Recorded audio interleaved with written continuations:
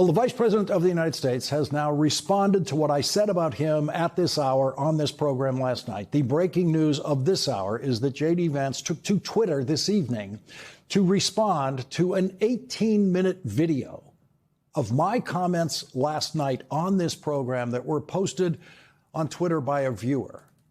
That posting excerpted what I said about the Vice President last night in the tweet and wrote it in the body of the tweet, saying J.D. Vance is doing exactly what Gerald Ford did while the Nixon presidency was sinking and Richard Nixon was under increasing pressure over several months that led to his resignation. When things were the darkest for President Richard Nixon, Vice President Gerald Ford said nothing. Tonight, J.D. Vance is silent. Tonight, J.D. Vance is Gerald Ford.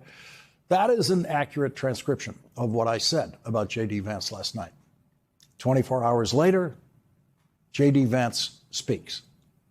His post on social media in response to that video says, quote, "I did 2 media interviews literally today, one of which is airing in a few hours."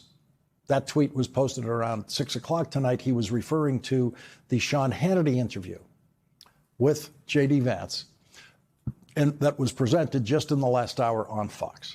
And J.D. Vance was absolutely silent in that interview about Jeffrey Epstein's emails saying that Donald Trump, quote, knew about the girls. J.D. Vance was absolutely silent in that interview about any of the Jeffrey Epstein emails released by the House Oversight Committee. J.D. Vance never said the word Epstein. J.D. Vance never said the words Ghislaine Maxwell. J.D. Vance stayed absolutely silent about the worst challenge his boss is facing tonight. In other words, J.D. Vance is still Gerald Ford tonight.